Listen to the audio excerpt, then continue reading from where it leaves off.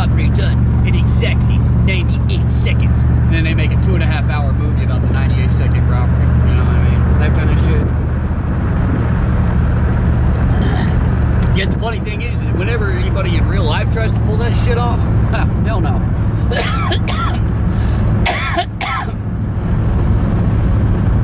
Somebody squeals or something goes wrong, it's not allowed in the Matrix. That's the fucking thing.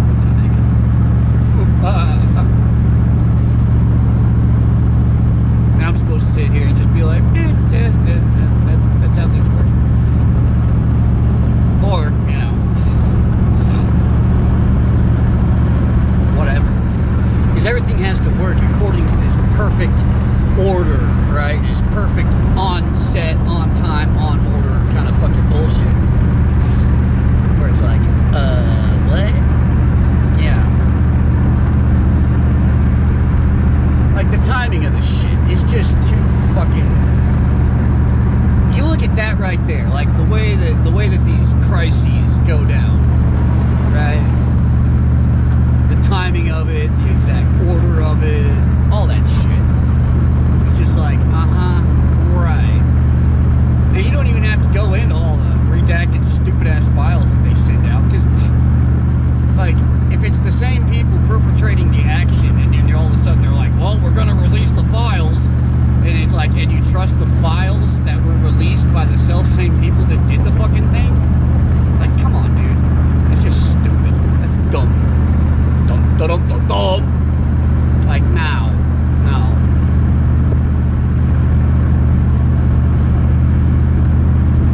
And as you can see, according to our files, we were in no way culpable. The original story we put forward was entirely correct, with a few spicy little tidbits or nuggets, and people are like, see, it wasn't exactly the same way, but substantively it was. I mean, you know, it's poppy seeds or sesame seeds on the bread. I mean, that's the biggest difference right there.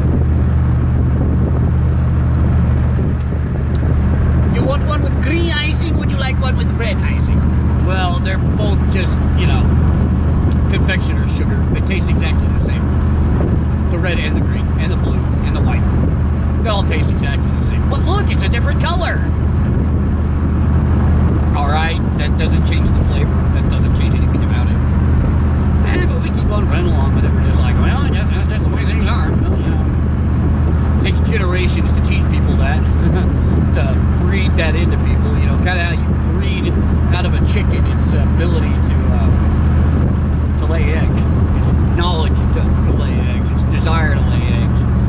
Or to not to lay eggs, but to sit them, to sit on the eggs and to actually hatch younglings out of it. Because you keep on artificially incubating all these damn chickens. Radio broadcast, checking 1, 2, 3. Well, the fucking dumb thing about that is that all these, you know, all these different conspiracy theorists and these gurus and all that kind of shit, man.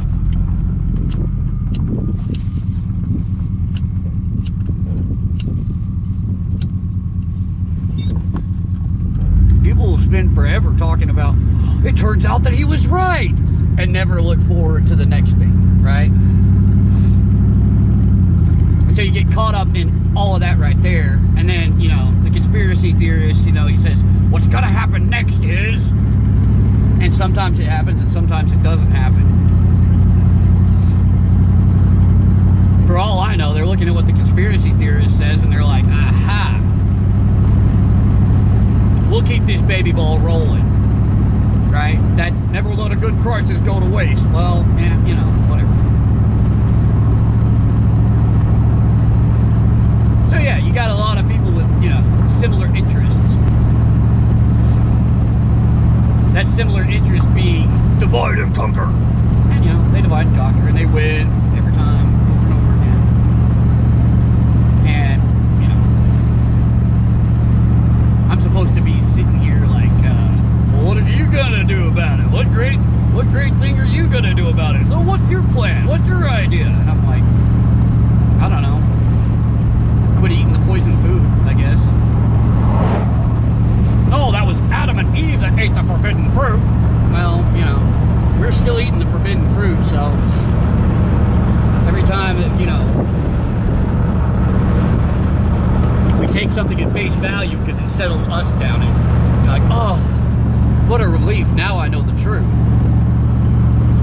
You know, that guy and his wife, you know, 1,000 times he comes so close to realizing, or he comes so close to the truth of the paternity of his own son, and yet never ever recognizes how close he is to it. He becomes quieted, he becomes settled, and the thought never even occurs to him. And you can see it throughout the entirety of his life that he never even recognizes it. Not open. Or if he does, and maybe he does, and everybody just thinks he's a fool, and he's just like, well, at least I get to raise my son. At least I get to love my wife, who is way out of my league. You know, that kind of thing. And so he chooses to live his life on with it. That kind of thing? Okay. I can make a case for that. I mean, it's fine. Because what's the alternative? Well, one guy says the alternative is anarchy. Well, whenever these systems break down, and you know, on the surface level they inevitably do, it's anarchy anyways. But it's anarchy in favor of the ones who bring about the collapse. What is a collapse? Nobody's in control of it. Nah, man. I mean, look at the history of that one great empire, right? It was on the decline, and you already had factions and organizations and individuals that were already setting up to be the rulers of the next age. Like, they were already, like, 100 years, you know, 100 years at least before it ever happened, they were already moving in the background, setting it up.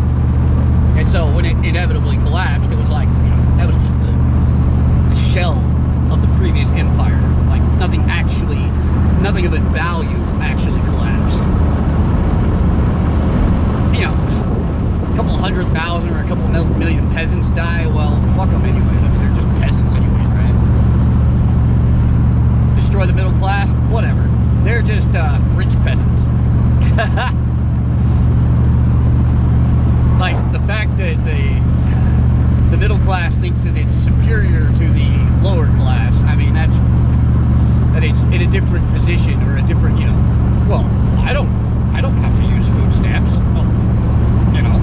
Well, you know, starting to feel that a little bit now, aren't you?